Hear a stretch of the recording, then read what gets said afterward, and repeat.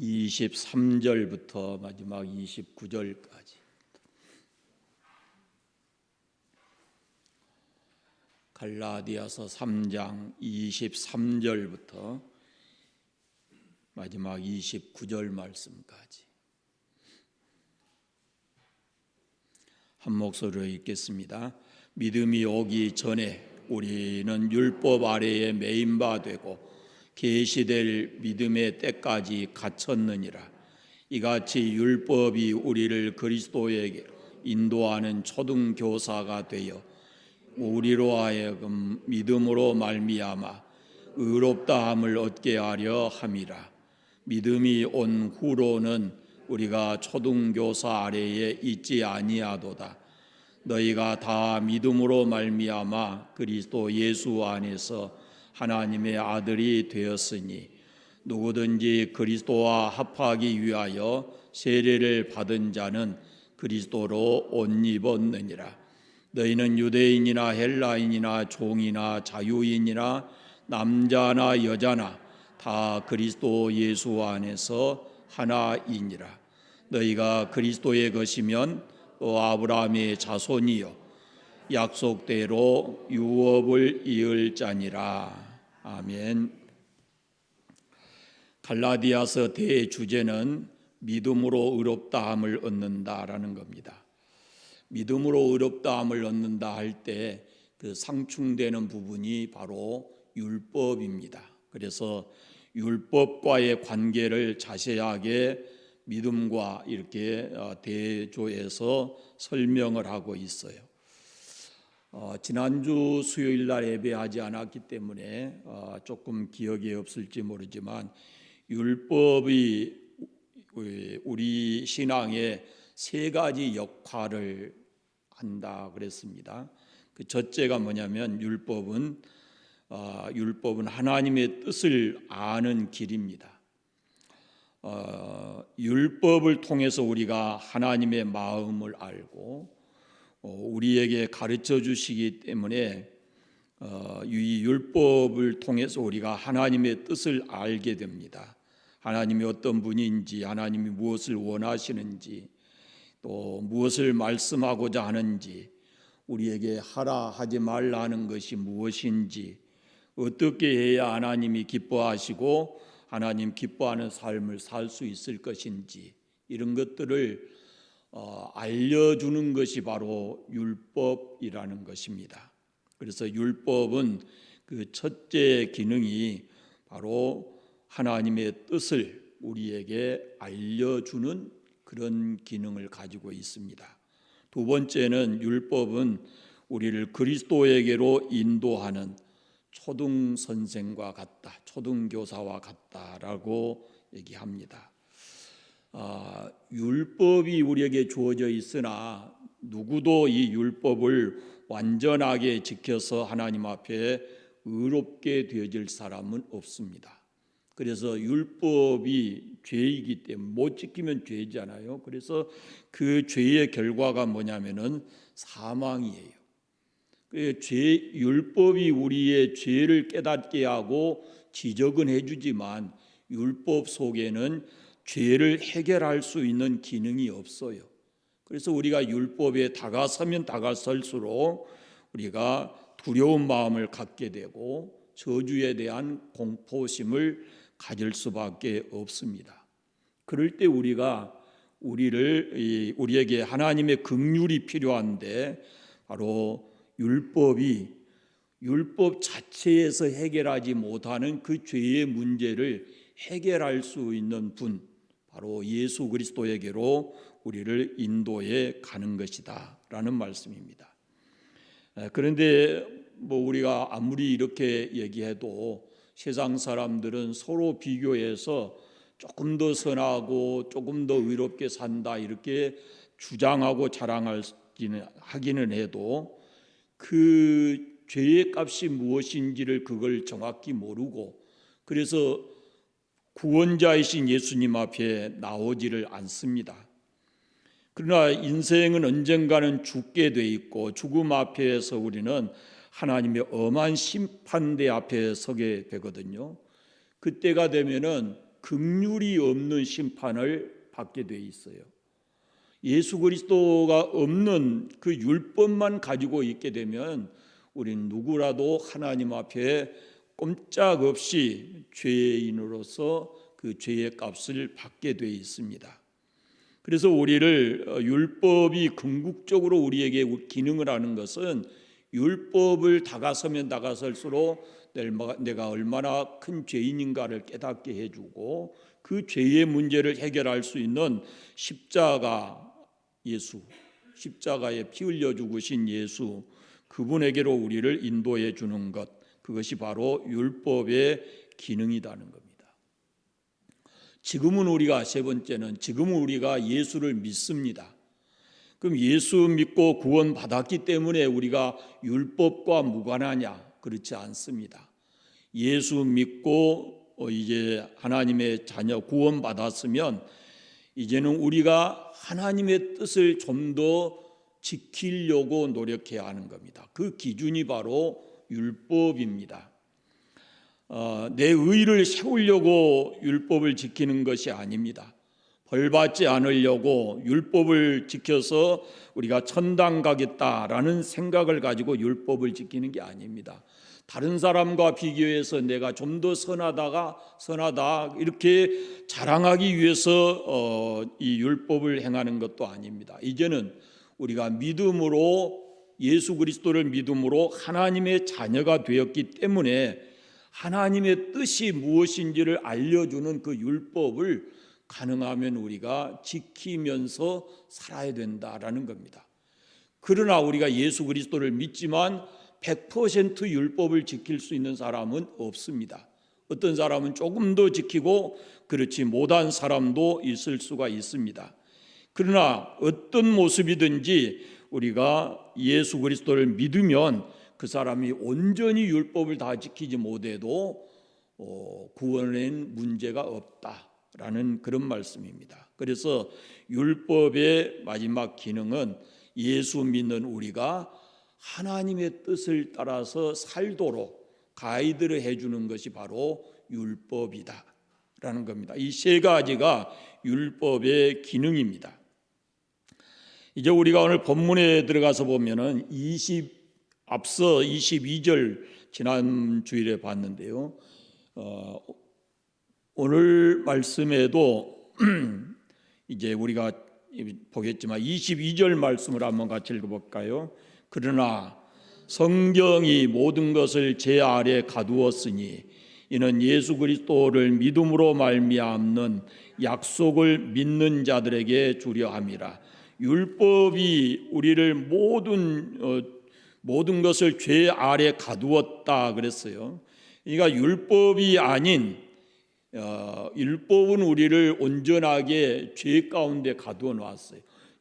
온전하게 지킬 수 있는 사람이 없기 때문에. 그런데 이제는 율법이 아닌 예수 그리스도를 믿음으로 말미암은 약속을 믿는 자들에게 준다 이렇게 되어 있습니다. 그러니까 예수 믿는 자들은 율법에 매이지 않고 그 율법을 앞서 말한 대로 그것을 어떤 구원의 도구라든지 하나님 앞에 의롭게 되는 그런 목적에서 율법을 지키는 것이 아니고 이제는 율법에 매이지 않고 즐겁게 그것을 행해야 된다라는 말씀입니다. 24절을 보십시오. 23절 같이 읽어보겠습니다.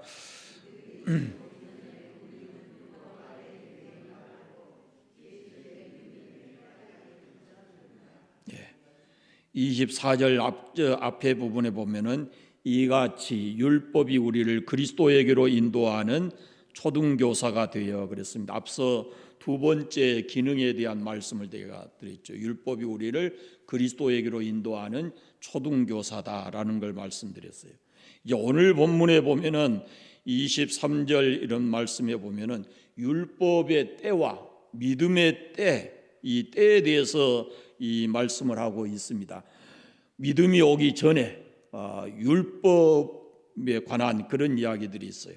그럼 율법이 언제까지냐? 23절에 보면은 믿음이 오기 전에, 믿음이 오기 전에 곧 믿음이 오기 전까지는 모든 사람이 율법 아래 매인 바 되고 율법이 마치 감옥과 같이 돼서 그 사람들이 거기에 갇혀 있었다라고 말씀하고 있어요.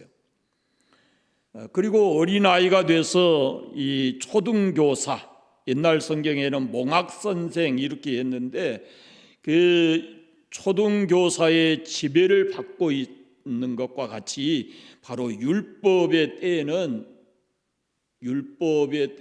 믿음이 오기 전까지는 율법이 우리에게 초등교사와 같은 역할을 했다라는 그런 말씀입니다.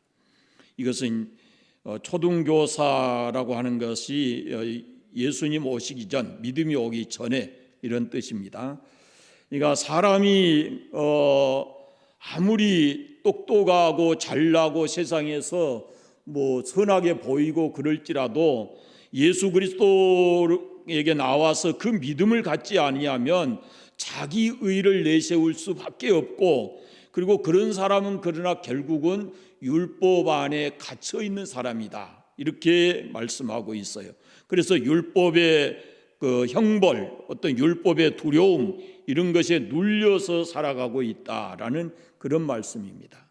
근데 지금 우리는 예수 그리스도를 믿습니다. 그런데 아직도 예수 믿는 사람들 중에도 이 율법에 얽매여 있는, 율법에 갇혀 있는 사람들이 있어요. 신앙생활하면서 자유가 없고 온갖 두려움을 가지고 살아가는 사람들이 있어요. 안 하면 어떻게 될 것이다, 안 나가면 벌 받을 것 같아 두렵다, 이런 생각들을 하거든요. 사람이 율법에 매여 있는 것이에요. 그건 신앙생활하면서도 여전히 율법을 가져다 자기에게 신앙에 적용을 하기 때문에 두려울 수밖에 없는 거예요. 이것은 성경에서 뭐라고 하냐면 이것이 초등선생 아래에 있는 것이다, 이렇게 얘기를 합니다. 초등교사 아래에 있다, 그런 말이에요. 그러니까 이 말은 영적 수준이 아직 어린아이와 같다, 이런 뜻이 되는 겁니다. 그러면 믿음의 때는 언젠가, 믿음이 온 후, 이런 말씀이 있습니다. 믿음이 온 후, 이 말은 그리스도께서 오신 후에, 이런 뜻이죠. 그러니까 믿음으로 인해서 자유로워진 때, 예수 그리스도를 믿음으로 인해서 그 율법으로부터 오는 여러 가지 두려움과 불안, 진노에 대한 어떤 이런 것이 다 사라진 때를 가리키는 거예요. 예수 믿고 나면은 모든 것으로부터 자유합니다. 벌 받을까 싶은 두려움, 또 저주받을까 하는 그런 공포스러운 마음, 이런 것이 예수 믿는 사람의 마음 속에는 사라지거든요. 왜? 그 모든 것은 뭘로부터 오냐면은 죄로부터 오는 것이거든요. 그런데 우리는 이미 예수 그리스도를 믿음으로 인해서 우리의 죄가 우리 안에서 다 깨끗이 씻어졌기 때문에 이제는 율법을 가져다가 우리의 신앙을 이렇게 자로 되는 것이 아니라 예수 그리스도의 그 은혜의 선물, 그걸 가져다가 우리 마음이 신앙이 되면은 우리가 결코 두려울 수가 없다라는 겁니다. 실패할 것에 대한 두려움도 없고 병들 것에 대해서 걱정하지도 않고 죽는 것까지도 우리는 이미 새로운 길을 열어놓았기 때문에 결코 두려워해서는 안 된다라는 그런 말씀입니다. 이 확실한 믿음으로 살아갈 때 이런 모든 것으로부터 율법이 가져다주는 그 두려움과 저주스러움에서 벗어날 때, 그럴 때가 바로 믿음의 때다라는 겁니다. 믿음이 온 후, 이 말은 율법에 매여 있는 어린아이와 같은 신앙에서 이제는 그리스도인으로서 성숙한 신앙이 되었다라는 뜻입니다. 딱 이렇게 비교가 되어 있잖아요. 그 믿음이 오기 전, 믿음이 온 후. 믿음이 오기 전, 이 말은 율법에 매여 있는 그때이고, 믿음이 온 후, 이 말은 예수 그리스도를 믿은 후에 오는 은혜입니다. 그런데 여기서 말하는 이 믿음이라는 것은 헬라 말에 보면은 이 믿음 앞에가 정관사가 붙어 있어요. 영어로 말하면은 앞에 더가 붙어 있는 거예요. 이게 뭘 얘기하냐면 하나밖에 없는 믿음이라는 뜻이에요. 아무거나 믿어서 우리가 죄를 용서받는 게 아니에요. 아무거나 믿어서 우리가 하나님 앞에 의롭게 되는 게 아니에요. 믿음이라는 것이 다 똑같지를 않아요. 그 대상이 누구냐가 중요한 거예요. 여기서 그 믿음 그럴 때 그 믿음의 대상은 누구냐면 바로 예수 그리스도이십니다. 우리의 죄를 위해서 이 땅의 죄의 문제를 해결하기 위해서 이 땅에 오신 예수님, 십자가에 피 흘려 죽으신 예수님, 그 예수님을 믿는 믿음이어야 그래야만 죄를 용서받고 하나님 앞에 의롭게 될 수가 있어요. 그것이 구원받을 수 있는 구원에 이르는 믿음이다라는 그런 말씀입니다. 어거스틴이 이런 말을 했습니다. 그리스도에 관한 지식이 없는 믿음은, 그런 종교는 마술에 불과하다. 예수 그리스도를 믿는 믿음이 아닌 그 어떤 종교도 그것은 미신일 뿐이다라는 의미를 가지고 있어요. 그러니까 참 믿음이 아니라는 거예요. 그 믿음은 사람이 만들어낸 믿음이에요. 그러나 예수 그리스도를 믿는 그 믿음은 하나님이 주시는 은혜의 선물이고 그것이 계시적인 믿음이에요. 십자가가 믿어지는 믿음이고 예수님이 나를 위해서 십자가에 돌아가셨다라는 그 사실이 믿어지는 그런 믿음이에요. 나를 위해서 돌아가신 예수, 나의 죄를 대신해서 십자가에 죽으신 그 예수, 그래서 십자가를 쳐다볼 때 십자가의 은혜를 경험하고 나서 자신의 죄 사함과 구원의 확신이 생기는 그런 믿음, 그것이 바로 하나님 앞에 우리를 의롭게 세우는 믿음이에요. 이 믿음은 성경은 선물이다 그렇게 말합니다. 선물이라고. 성령을 통해서 주신 믿음이에요.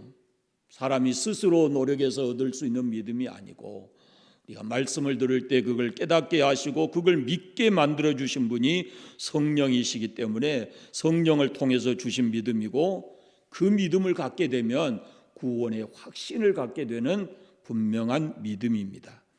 이 믿음이 온 후에는 율법으로부터 자유합니다. 이러한 믿음이 오기 전에는 어떠했는가? 율법 아래 매인바 되었다 그랬습니다. 믿음이 오기 전까지는 율법이라는 테두리 안에 갇혀 있었다. 율법이 우리를 억압하고 속박하고 있었다라는 뜻입니다. 매인바되고 갇혔느니라 라는 이 두 말은 예수님이 오시기 전의 율법의 역할입니다. 그 율법이라는 것이 사람을 얽어매고 있고 사람을 가두어 놓고 있고, 그래서 율법이 우리에게 계속 말하는 것은 너는 죄인이라는 거지요. 하나님의 뜻대로 온전히 살지 못하는 죄인이라는 것을 우리에게 말하고 있는 것입니다. 예수 믿기 전에 우리는 모두 다 이런 두려운 감정을 가지고 살았습니다. 조그만 일만 생겨도 우리에게는 이런 두려움이 있었어요. 죄에 대한 두려움, 죄 짓고 나서 벌 받을까 하는 두려움, 이런 것들이 우리에게 다 있었어요. 그리고 내가 원하지 않는 어떤 일이 내 삶 속에 생기게 되면은 이게 혹시 내가 잘못해서 죄 때문에 생긴 것 아닌가라는 두려움을 갖고 있어요. 지금 예수 믿는 사람들 중에도 그렇게 인과관계를 그렇게 결정하는 사람들이 있어요. 그것과는 상관이 없는데,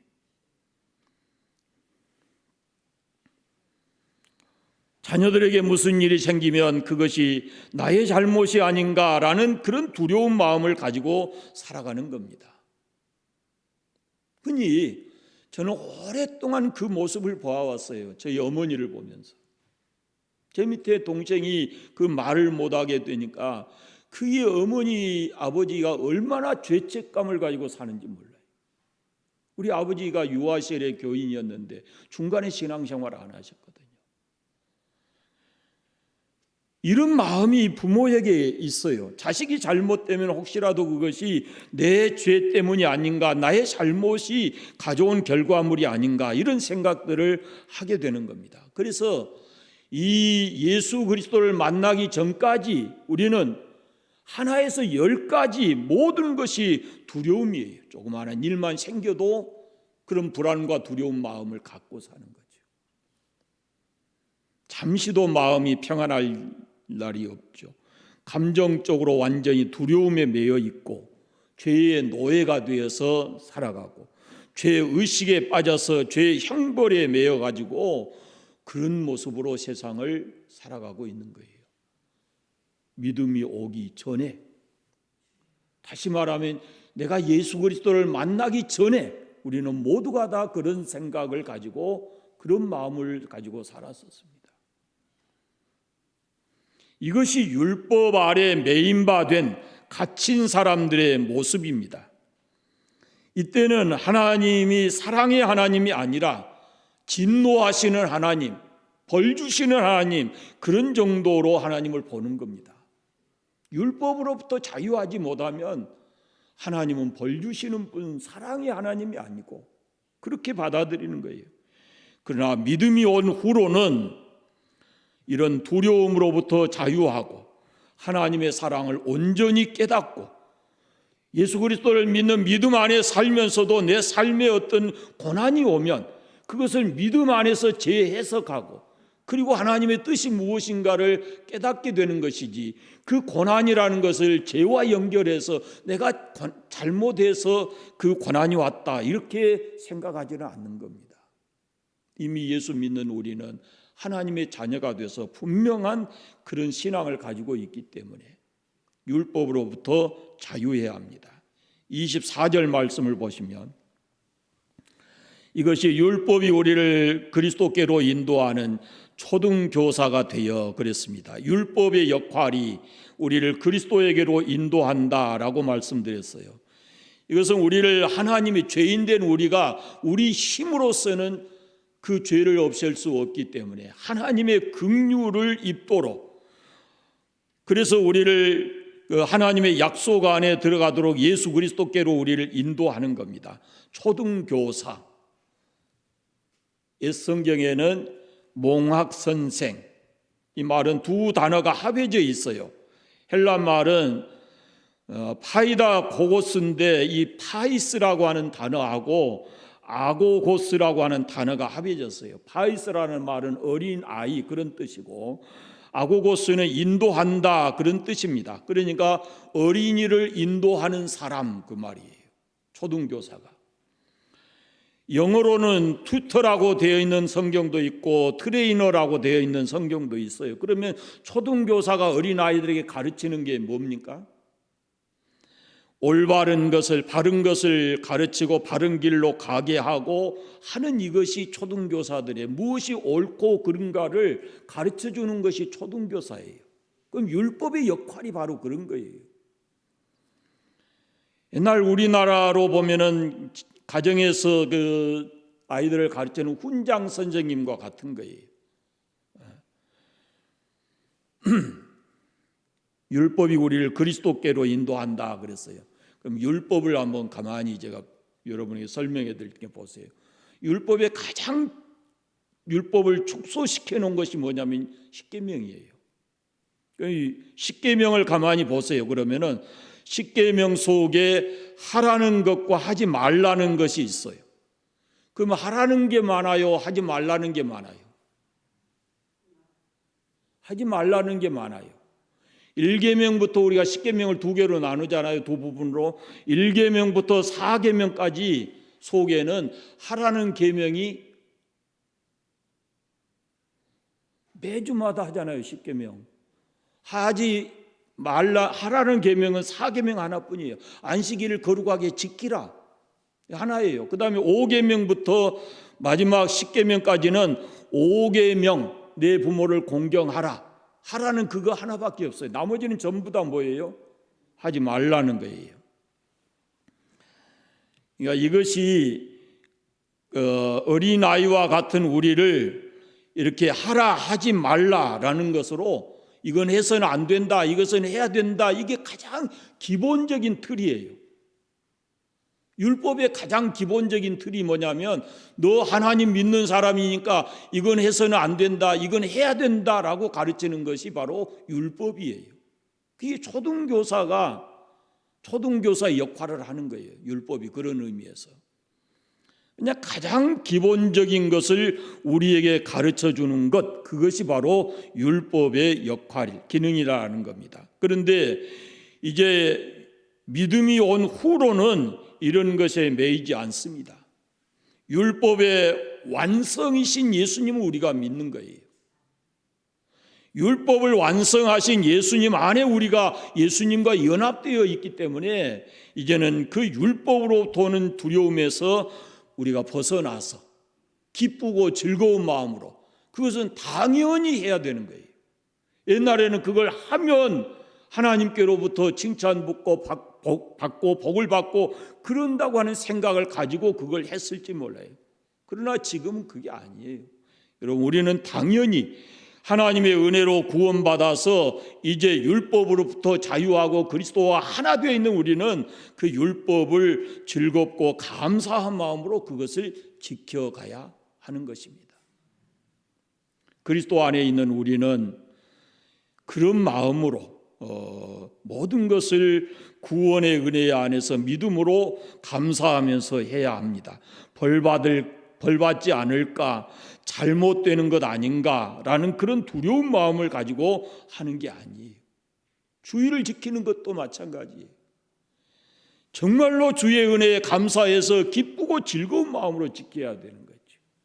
누가 강요해서 사람의 눈 보고 이렇게 하는 거 아니죠.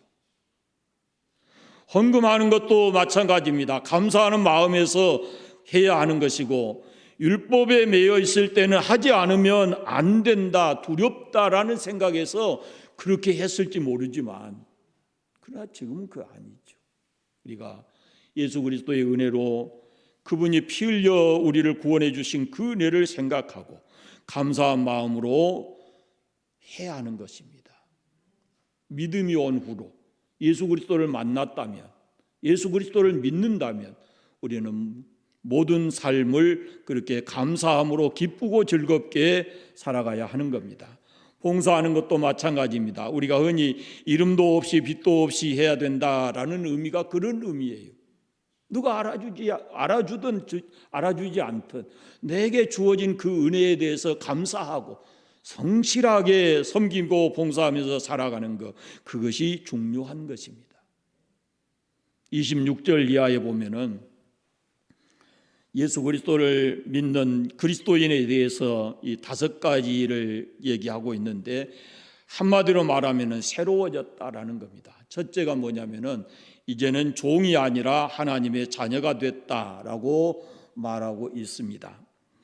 26절을 한번 보시면 너희가 다 믿음으로 말미암아 그리스도 예수 안에서 하나님의 아들이 됐다, 이렇게 표현하고 있습니다. 에베소서에는 우리를 어떻게 표현하냐면, 우리가 예수님을 믿기 전에는 이 마귀의 자녀였고 진노의 자녀였고 멸망받을 자녀였고 그래요. 그런데 이제 이런 우리가 하나님의 자녀가 되었다라는 겁니다. 그게 이제 우리 두려워할 필요가 없다라고 얘기해요. 죄 때문에 우리에게 오는 그런 형벌, 그걸 두려워할 필요가 없다는 거죠. 예수 그리스도 안에 있는 모든 사람은 다 용서받았고 결코 정죄를 당하지 않기 때문에 우리가 피 흘려 죽으신 예수님을 나의 구주로 확실하게 믿는다면 더 이상 율법이 가져다 주는 그런 두려움이 아니라 그리스도 안에서 자유해야 된다라는 거 말씀하는 겁니다. 그것이 하나님의 자녀로서 누릴 수 있는 특권이죠. 두 번째는 세례를 받았다라고 27절에 말씀을 합니다. 세례를 받았다는 말은 이 율법으로부터 이제는 죽었다, 율법에서는 죽었다, 율법 앞에서 죽었다, 그런 뜻입니다. 율법이 아무리 우리를 죄로 정하고 그리고 그 죄의 형벌이 무섭다 그러지만은 죽은 사람에게는 율법이 소용이 없어지는 거예요. 이미 생명이 끝나면은 율법과 상관이 없어지는 겁니다. 그래서 우리가 사람도 죄를 지었는데 그 죄 지은 사람을 기소하려고 하잖아요, 검찰에서. 그러나 그 사람이 죽어버리면 어떻게 해요? 기소할 수가 없죠. 이미 죽어버린 사람은 법을 적용할 수가 없는 거예요. 옛날 2조 시대에는 그런 사람들, 아주 험악한 죄인들은 어떻게 했어요? 죽은 사람도 그 시체를 꺼내서 다시 다 조각조각 내고 했잖아요. 그러나 율법은 산 사람에게 그 기능이 적용이 되는 거지 죽은 사람에게는 필요가 없는 것입니다. 그래서 죽으면 율법으로부터 자유하는데, 우리가 예수 그리스도를 믿으면 예수 그리스도와 함께 우리가 세례를 받는데, 그때 세례를 받을 때 바로 율법 안에서 내가 죽었다, 죄인인 나는 죽었다라는 거예요. 그리고 예수 그리스도께서 피 흘려 우리의 죄를 사해 주셨기 때문에 죽었고, 이제는 내가 예수님과 함께 다시 산다는 것이거든요. 그것이 세례의 의미예요. 그런 거로 이제는 율법으로부터 자유합니다. 율법으로 죽고, 율법에 죽고 우리가 예수 그리스도의 은혜로 다시 살고, 율법을 지키지 못한 나는 그 율법 안에서 죽고, 예수 그리스도와 합해서 우리는 다시 새롭게 사는 것, 그것이 바로 세례라는 의미인 것입니다. 그리스도와 함께 세례를 받은 거죠. 그것이 세례의 진정한 의미입니다. 세 번째는 그리스도로 옷 입은 자 됐다라고 말합니다. 그리스도로 옷 입었느니라 라고 말씀해요. 옷을 입었다라는 말씀은 신분이 달라졌다라는 뜻이에요. 신분에 따라서 옷이 구별되었습니다. 지금도 직업 따라서 이제 그 옷이 구별되는 사람 경우도 있는데, 세례를 받았다는 것을 성경은 이렇게 말합니다. 이제 그리스도 안에서 새로운 옷을 입었다, 예수 그리스도로 옷 입었다, 이렇게 표현하고 있습니다. 그것이 우리의 신분이라는 겁니다. 그래서 우리를 가리켜서 뭐라 그럽니까? 예수 그리스도 믿는 사람을 가리켜서 그리스도인 이렇게 말합니다. 그리스도로 옷 입은 사람, 그리스도인은 신분이 달라졌다라는 겁니다. 새로운 신분, 새로운 성품, 새로운 인격, 그리고 새로운 운명이 시작되었다라는 그런 말씀이거든요. 그래서 예수 그리스도를 믿는 사람은 이제 다시 새롭게 새 삶을 살아가야 된다. 그 옷 입은 것처럼 그에 합당한 삶을 살아가야 된다라는 그런 말씀입니다. 우리는 새로운 존재가 돼서 이 땅을 살아가고, 그리고 마지막에 그 모습으로 주님 앞에 서게 될 것입니다. 네 번째는 아브라함의 후손이다라는 표현이 있어요. 이 약속의 자녀라는 말입니다. 믿음으로 말미암아서 약속의 자녀가 됐다. 창세기에 보면은 수도 없이 많고, 이 다음에 갈라디아서 4장에 가서 보면은 또 이와 같은 말씀이 나옵니다. 그러니까 우리가 믿음으로 구원받았다라는 것은 구원 얻은 자, 그것은 곧 아브라함의 후손이 됐다라는 그런 의미고, 마지막 다섯 번째가 약속의 유업을 받을 자다 이렇게 말씀하고 있습니다. 구원의 약속을 우리에게 하나님의 나라에 대한 영원한 그 유업에 대한 말씀입니다. 이것이 그리스도인이다라는 겁니다. 그리스도인은 하나님의 자녀고 예수와 함께 세례받은 자고 예수 그리스도로 새 옷을 입은 사람이고 아브라함의 후손, 믿음으로 구원 얻은 아브라함의 후손이고 그 약속한 대로 하늘나라를 유업으로 받을 자들이다라고 말씀을 합니다.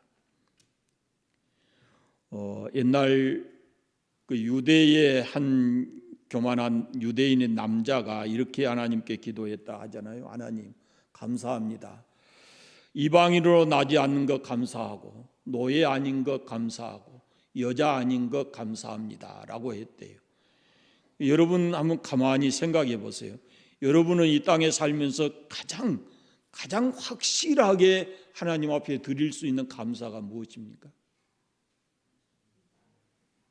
가장 확실하게 내 인생에서 너무도 이것만큼은 변함없이 언제 어떤 모습의 삶이 되게 와도 변함없이 하나님께 감사할 수 있는가? 예수 믿는 것이죠. 예수 믿게 된 거 감사해야죠. 그것보다 더 큰 게 어디가 있어요? 내가 예수 믿는다. 예수 믿고 하나님의 자녀가 됐다. 예수 믿고 내가 갈 곳은 천국이다. 이렇게 확실한 믿음을 가지면 우리가 이 땅에 살아가는 동안에 때로 우리의 삶이 굴곡이 있고 힘들 때라도 우리는 하나님의 은혜 안에서 감사하면서 살아갈 수가 있는 것입니다. 때로 어떤 어려움이 있고 부하든지 가난하든지 우리가 하나님의 그 은혜를 붙들고 살아가게 되면 늘 우리가 새 소망을 가지고 살아갈 줄로 믿습니다. 사도 바울은 우리가 하나님 나라 가는 것을 뭐라고 말했냐면은 그리스도의 후사하고 자유인이고 이런 표현을 했어요. 그러니까 우리는 하나님의 나라를 분명히 받을 수 있는 하나님 그리스도의 후사다 이렇게 표현하고 있습니다. 여러분 매 순간마다 내가 예수 믿게 된 거 얼마나 큰 축복이고 은혜인가라는 걸 생각하시고 하나님 앞에 감사한 마음으로 우리에게 주어진 시간 동안 최선을 다해서 하나님을 믿고 의지하고 살아가시기를 바랍니다. 기도하겠습니다. 감사합니다. 하나님 아버지,